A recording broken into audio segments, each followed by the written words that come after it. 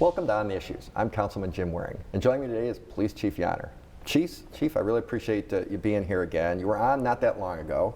The audience is probably wondering, and perhaps you're wondering as well, why are you having me back on so quickly? But there is a method to the madness, and it spurs from a conversation that I saw you have with constituents at Indian School Park not that long ago. You were talking about police statistics and so forth. We had a lot of officers there, a lot of citizens. And I'll just throw one statistic out that you mentioned that caught my attention, that property crime is at a 32-year low.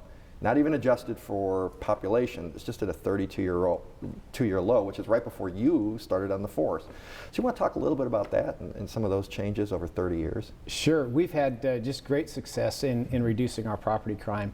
And it's not just all the police department, it's our citizens being involved. You know, I did the PNP holiday celebration last night. A lot of PNPers, people patrolling their own neighborhoods, looking for things. You know, right now packages are getting stolen, and we're doing a lot of activity with that. A lot more block watched now than 30 years ago. So it's a combination of a lot of things, but we're very pleased. And as I mentioned at that Coffee with a Cop, our property crimes are at 32-year lows, and that's huge when you consider population, the size of the city. We're a much bigger city now, much bigger city. Much bigger. We're 518 square miles, you know, 1.5 million people. Compared to back then, we were much smaller. So it's a combination of a lot of people working hard, not just the police departments. Our citizens are smarter. You know, garage doors aren't left open, alarms, cameras, technology, all those things have helped us. So we're doing really good. When you look at some numbers year to date, just overall crime, violent and property, and what we call UCR Part 1 crimes, which are homicides, sexual assaults, rapes, or sexual assaults, aggravated assaults, and robberies are our violent crimes, and then you combine those with our property crimes, UCR property crimes of burglary, theft, auto theft. When you have an overall picture, we're down about 0.5% calendar year to date compared to last year. So that's good. And last year was down, I think you said at that meeting, 3% from the year before. Right. So last year's down 3%, and what I try to look at is even a larger window. I look at a 3-year average. So if you look at the 3-year average and you compare it to this year, we're actually down even further in both our property, and we're up in violent crime this year. We're up significantly, about 9% in violent crime, which is a concern of mine, and we're doing a lot of things to try to combat. Is that an outlier, or has that been a trend the last few years? It's been a trend. When you look at the 3-year average, we're up 2% in violent crime. So our violent crime is starting to trend upwards. Our property crime continues, and we've been at lows in property crime. We do have about 60,000 property crimes a year. So we've been right around that mark for about the last 5 years, and we just continue to trend down, which is great, but our violent crime is starting to trend up. And that is a little concerning. And it's our homicides are holding in a lot of cities across the United States. Their homicide rate is going through the roof. Just read an article about dramatic increases some places. And we're not. Ours are staying consistent with years past. Where we're getting our biggest concerns are in our robberies. We're having a lot of robberies, and they're street robberies, cell phones, gold chains, those types of things that are really hurting us, and we're trying to impact those. So that we need the citizens to, keep their eyes open and help us solve some of those crimes as well. Well, I appreciate you mentioned citizen participation, because I certainly go to a lot of block watch events and everything. You always are great to have officers out talking to constituents about what they can do. Such things, those tools in the toolbox didn't really exist when you started probably 30 years ago, or certainly not in the quantity that they do today. They did not. And with DNA solving some of our violent crimes, we have a cold case homicide that does a very good job. Squad. No, a lot of things didn't exist. Just alarms. That's probably, and I'd have to look at the numbers, but that's one of our highest volume of calls for service is alarms going off at people's houses, and we want to go to those calls because if something's going off, even if it's a false alarm, at least we're rolling and we have an impact on those crimes. Now, you mentioned the violent crime, you mentioned the murders. If you commit a murder, you're much more likely to get caught and convicted than you ever were, again, 30 years ago, when I think the statistic was maybe 40% were caught and convicted, and now you're up in the high 70s, I think you mentioned. We've dramatically increased our clearance rates when it comes to homicides, and there's a lot to that. The technology, crime scene. We have a crime scene unit now. People watch, what is it, CSI? Discovery Channel and all that stuff. It's not quite like that, sure. but we've come a long way in our crime scene processing in the last 30 years. I mean, you think about it, 30 years ago when I started, we didn't have cell phones. I mean, everybody's got a cell phone. So, and the cell phones have cameras. If there's somebody across the street seeing something, they can tape it. I mean, there's just a lot going into it. I think you said, 10, 12 years ago, we had about double the homicides that we're having now? We had a spike in the mid 2000s, and thank goodness we're driving that down. And I think we're going to do pretty well at the end of this year compared to last year. We might be up a couple, but we'll be very similar. And obviously we're very concerned about the violent crimes are the things that you guys focus on first. I think our viewers would understand why that is. Obviously if you're committing violent crimes, there's a decent chance you're committing other crimes as well, I'm sure, as you look at the statistics of who's in prison. But it is interesting, we had talked off camera about the changes in technology that you mentioned. DNA, camera phones, and you said that started to kind of impact your life maybe 12, 13 years ago, the early 2000s. Right. And now you're seeing these trends, and so it looks like you're making good use of the technology. Yes. Another thing is, we're redoing the computer system right now, and there's always glitches, but it's much more advanced, I think, than what we had even a couple of years ago. Yeah, our pay system was 30 years old. So this records management system that we're in the process, and change is difficult. We're getting there. It'll very much it'll allow us to do a better job of intelligence-led policing, knowing where our crimes, where our hot spots are, getting that data to the police officers quicker so that they can have an impact. Years past, everything was paper. When I first came on, everything was paper. You'd go in the briefing room and you'd say, okay, where did the crimes occur? Now we can do that, and we'll be able to do it much more efficient with the use of technology, knowing where those hot spots are, knowing what occurred prior to your shift when you come on. So you know who you're looking for, where your hot spots are. If you have a stringer, a robbery stringer that's hitting Circle K's citywide, you have an idea of that right away. And that has helped us. We talk about technology for DNA and stuff. There's a lot of technology to do this job as well. Computers in the car, tasers, on-body cameras. There's a lot of things that technology is helping police officers do their job better as well. It's amazing if you go on a ride along how they keep everything straight. Just at a routine traffic stop, there's just a lot going from turning on the lights to checking the computer to running the person through the system. Right. There's just a lot involved that, again, I'm sure is radically different from when I was growing up and you were first starting on the force. Tell us a little bit about GPS. So one thing we didn't talk about off camera was so if you're on the Scottsdale border, for example, my district's on the Scottsdale border, it's on the Cape Creek border, the Carefree border, the Paradise Valley border. So you're always sending the closest car, is that right? Right. And it doesn't really matter. The borders are relatively immaterial, is that? If there's an emergency. Emergency fire is different than us. Yeah. If there's an emergency in Phoenix, we have multi-jurisdiction aid where Scottsdale can come in and we can go into Scottsdale. But our communications bureau does a very good job of trying to send the closest Phoenix officer to that particular emergency, whatever that is. So they know where the officers are, where they are in their vehicles.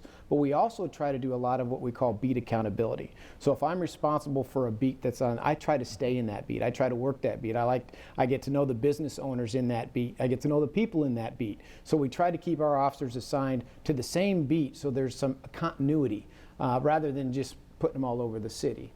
So that's one way that we do a better job of trying to impact those areas. I know you just redid the boundaries of the precincts to try to get officers closer to where they would be on their beat, I Right. assume. So it's good that they stay. How long does a typical officer stay on one beat? It depends. It varies. Right now we're a little short in our patrol division, so we're calling in about 30 officers per shift to come in.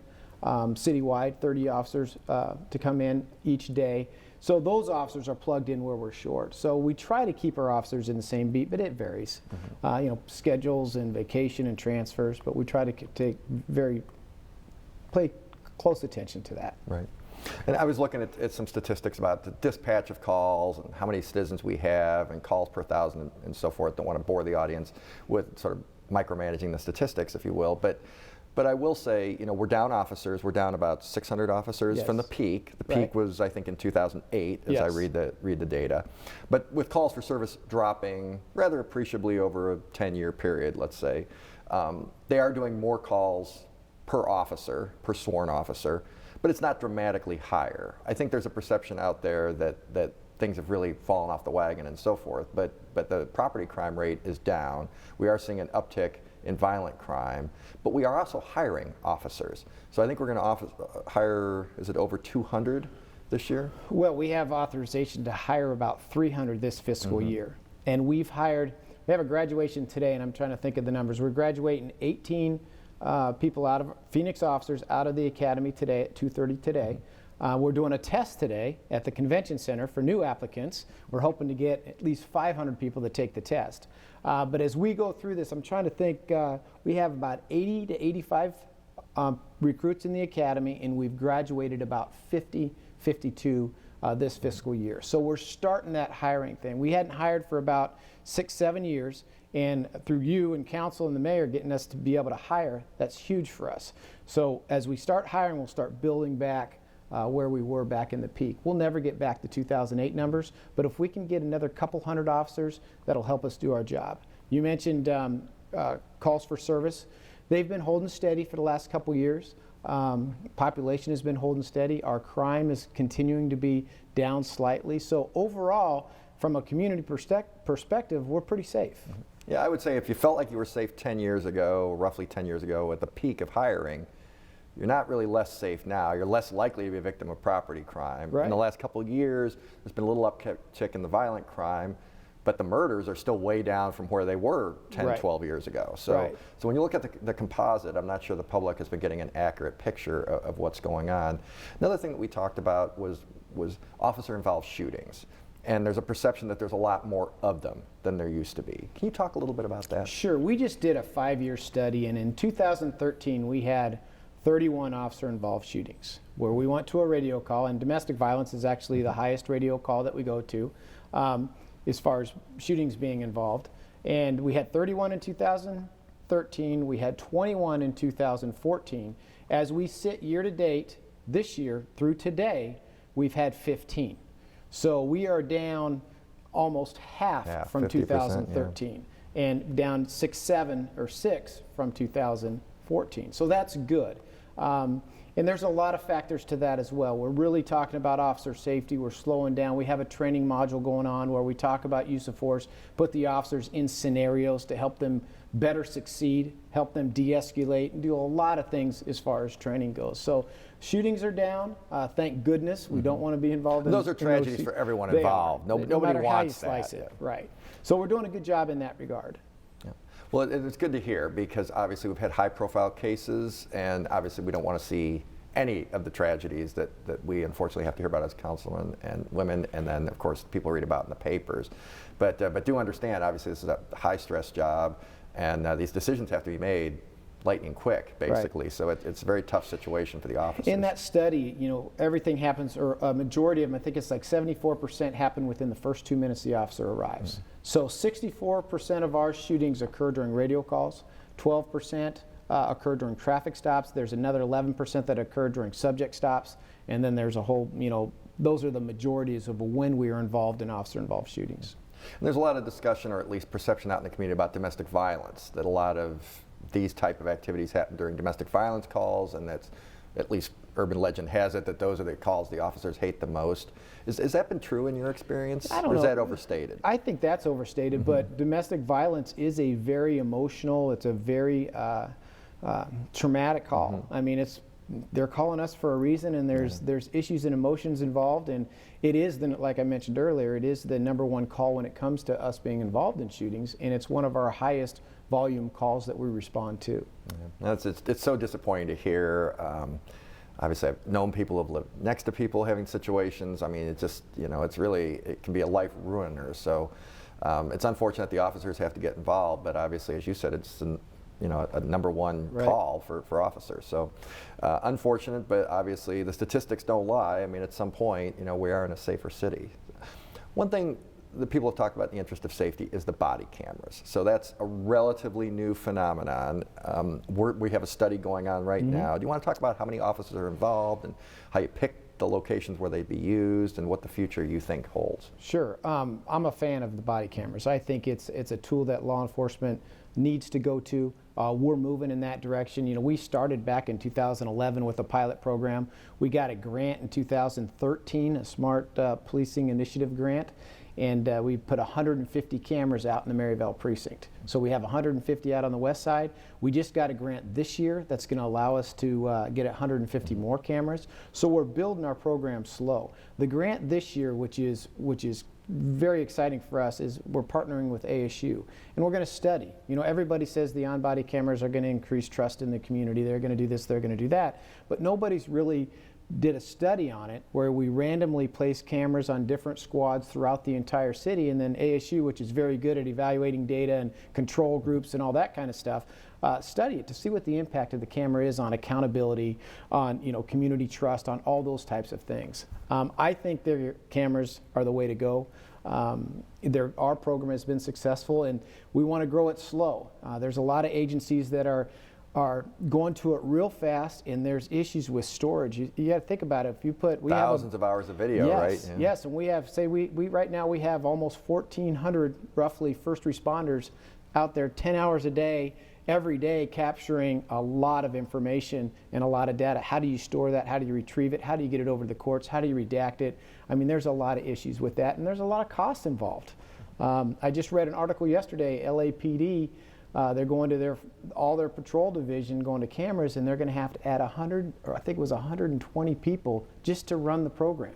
So there's a lot of costs involved. The camera's cheap. It's all the other things that have to go along with it. So it's 120 people in LA, and their whole force is going to have it. It's not just a study. Their whole force, and the 120 people are roughly just to run the camera program. All those other things I talked, storage, redaction, processing, evidence going to court, all those types of things. But for us, it sounds like on a given day, we put out about 1,400 officers and frontline officers. Obviously, we're not going to, if they're at a desk or something, there's no point to not really a be given monitoring day. that. That's our patrol division is right around that when you add our net teams and our CAOs and all our what I call our first responders. So roughly a quarter to a fifth will have the cameras next year? Because I think you said we had 150 and we're adding another 150? 150. We'll be around the 300 range, which will be about a fifth. Yeah. Yeah, so I mean that's just so citizens of first kind of know what to responders, expect. not Of all first our- responders right. understand. Yes, Right. that's not the whole force. Right. That's just the folks who are Right. who are likely to come to your house if there's a call. Right. But you think they're helpful. I know I've heard, and maybe you can just respond to this, that it's also helpful for the officer should they be accused of any malfeasance. Now you have a video record of what really happened. Right, and when we first started doing the cameras, the officers were a little resistive. Now they like them. They want to have the cameras because in this day and age with everything that's going on, that video record is hard to dispute. It just is.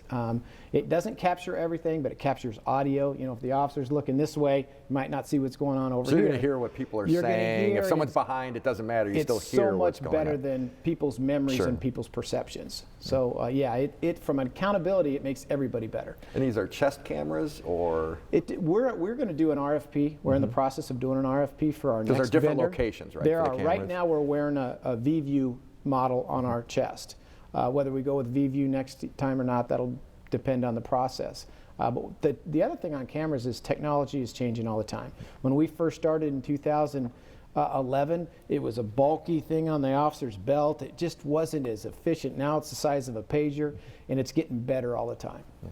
So there might be some benefit just to waiting just for efficiency and cost Yeah. savings, and I assume the picture. So what, maybe you can explain to our viewers, if it's on the chest, what does the camera see? What does it It capture? sees what the officer's looking at. The only problem is if it's a shooting situation, the officer goes like this, some of that is obstructed. But you would see There's probably what the person was and you can doing, because hear- obviously they're pointing at the person. So. Right, and you can hear the audio and things that are going on. There's different systems that apply up here. There's stuff that we can do in the on sunglasses. There's a lot of technology out there, and that's why we're doing the RFP, to see what the latest out there as far as the cameras, but also for the storage. You used to have to hard store everything. Now there's the cloud, and there's just a whole lot of more ability in technology than there was even 4 years ago. Gotta love technology. Makes me glad I lived this long. It's very exciting stuff. But it is also amazing because, as you said, 4 years ago, the stuff we're talking about now just wouldn't even have been practical or possible unless you wanted to hire a whole nother department just to manage the data. It's an interesting world we live in, obviously, and there's been a lot of complaints about managing the data departments and everything. We just had a couple of incidences, not alleging any guilt or anything, but a couple instances came to light recently. Maybe explain, because I hadn't really thought about that. Nobody is sitting there watching the videos all day long. So this is a citizen complaint driven process if the video is going to be used? Because otherwise you don't know necessarily what happened other than the report that's written by the officer. Right. We do random inspections of. So you do spot checks? We do spot checks. The lieutenants do spot checks in each of the precincts. And it's on a form, and it's I think it's 6 per shift or something like that. I don't know the exact numbers, but we do random inspections. But for the citizens, if they have an issue with an officer, if he's got a camera or not, please call us, because the only way we know is if they tell us. So the incident that you're talking about, that a video that didn't reflect us in a very good light last week, the citizen called in. So that allowed us to capture that data, and then we'll be able to hold the officer accountable for his actions. And then, I think in that, the one case I'm thinking of, somebody I think across the street maybe saw it. It wasn't actually, the complainant wasn't actually the person involved. It was somebody else who saw it, didn't feel right about it, called it in sometime after the fact. It wasn't immediate. They weren't still on the scene. There was another one at a local business. I think their camera actually captured. It wasn't the officer having the body camera. It was their camera. And I think, again, when people read about these incidents, they're like, why are we only hearing about this months later? Well, again, a lot of it is also complaint driven. So I believe in that case, the business never called it in, but it was another witness or something. I can't remember. The business ended up on the case that was up north. The business let us know, but it was like 5 days later. It was still later then. Luckily, they had captured it and saved it, and we were able to again hold the officers accountable. Because we want to know. It's a customer service thing. We definitely want to know, and this is about as most impactful customer service as you can have. This and fire. So absolutely, and the body cameras, they put everybody on their better behavior. I mean, we go out, and it's funny, the officers will say, when they turn the camera on, when they're talking to somebody, the demeanor changes, because they know they're being recorded as well. But it also works for our officer, because he knows he or she is being recorded as well. Right. So accountability on both sides. Probably language and everything else gets a little bit more polished on all sides, and I think that's helpful. I think in situations like that, anybody's ever been in a traffic stop or anything, just keeping a more level head helps everything, and hopefully ripple upwards. You have less confrontations, you have less violent crime. I mean, I just think there's a benefit to this. So I am looking forward to us trying to get body cameras more widely distributed. Certainly want to work with the officers to make sure that what we're doing makes sense, isn't too onerous for them. They have a job to do, as we discussed earlier. It's a tough job. Do you have any idea how much it is per officer to put a camera on, or how much to store the data? How many people would we have to hire? Is that something you're still looking for? We're still looking at that, and it changes all the time. The grant we got just this last year. I assume it's going down. It's getting more cost. Yeah. The grant we got last year was for about $650,000, and with that grant, that's 150 cameras, the storage, and then the ASU part of that. So I know that doesn't give you real good numbers. So is ASU sort of doing the data management that otherwise we would probably be responsible for? Well, no, we want ASU to do it. They're much better at analyzing the impact of the cameras, through the different control groups and how they set it up. I mean, not for the study though, but if we had officers, if it was just our day-to-day practice to have cameras on every officer, that would be all ASU. Us. That would be all us. That's my point. Us. Yeah, it wouldn't be. We wouldn't have ASU to do it with the grant. We'd have to take it out of the general fund or figure something out in order to fund it. Right. ASU is just the study component to see what the impact is. So it sounds like this is a several $million item, but obviously if it cuts down on lawsuits and potentially shootings and better behavior at traffic stops and stuff, well worth it to my mind, as long as we can make it so it doesn't impact the officers and their function. Agreed. Switching gears, we talked a little bit about this the last time you were on. I think you worked a lot on the Super Bowl that was here in 2008. It was a 2007 season, but it was in, I think, February of 2008. Things have changed there as well, obviously, since we last talked. We've had some terrorism incidences, not just here, but around the world. Some, at least allegedly, were going to involve sporting events. Obviously, we have the college national championship bowl game coming up here in just a few weeks. Obviously, that'll get a lot of people to the Valley. We're going to have the same kind of setup that we had. For the Super Bowl, it just won't be quite as long, and the footprint downtown won't be quite as big. But so I think it's a 3-day event instead of a 5-day event, and streets will still be blocked off, but not as many streets. But you're still going to have passionate fans, younger people, and so forth. You want to talk about preparations for that? I assume the Super Bowl helps, and then next year we've got the College National Basketball Championship, which I believe is in early April. So we've got some challenges coming up. Just want citizens to be assured that everything is safe. Well, we're looking forward to it. And you mentioned the other Super Bowls, and they were great for allowing us to practice. You know what I mean? If you get an event once every 2 years, you're not as polished on your template of how you're doing things. The people that have done it before, we've been lucky. We've got We got the Super Bowl in '08. We had Major League Baseball All-Star Game. We've had NBA All-Star games. So we've had a pattern that we've been able to do things. January's Super Bowl went extremely well, and our footprint downtown was large. We had the convention center. We had the host hotels. There were almost no incidences, right? It was great. I mean, everybody behaved. I mean, the citizens were great. Everybody was having a good time. We had plenty of police officers. We had a good security plan. And we're going to do the same thing in January. It's January 8th, 9th, and 10th, I believe, and then the game's on the 11th out in Glendale. So we're looking forward to it. The footprint, as you mentioned, is the same. Our methodology is about the same. We work very well with the FBI. We work very well with fire. We're going to have our Emergency Operations Center up and running just like we did for Super Bowl. So we're prepared. We kind of learned from the Super Bowl. There were some things. We had huge crowds down in Block 23 for some of the concerts, and we had some of them spill out into Washington. So we have contingencies for all that. We're building upon our successes and actually addressing any of our deficiencies that we learned from Super Bowl. So, which helps us have other events in the future, which is good for the Valley. It does, which will help us for the NCAA basketball game in September or 2000. I think it's April 2017. 17. Yeah. So we're going to be safe. We're looking forward to it. I hope everybody comes down and has a good time. Yeah. Well, Chief, I appreciate it very much. We're almost out of time. It's hard to believe that kind of flew by. I hope the audience enjoys it as much as I did. Again, if I don't have you on the show before your retirement next October, big loss for the city. I think it'll be, you said, the first time with your dad and brother having served. Right. There's no Yahner in the force since 1959 or something, yes. so that'll be a change for the department. But I think things are going really well. I wanted to make sure we address some of this so that any misperceptions that were out there got addressed, and hearing it straight from the Chief. So we appreciate it very much. And if you have any questions or comments, please call my office at 602-262-7445 or visit my website at phoenix.gov/District 2. And we look forward to seeing you next time on The Issues.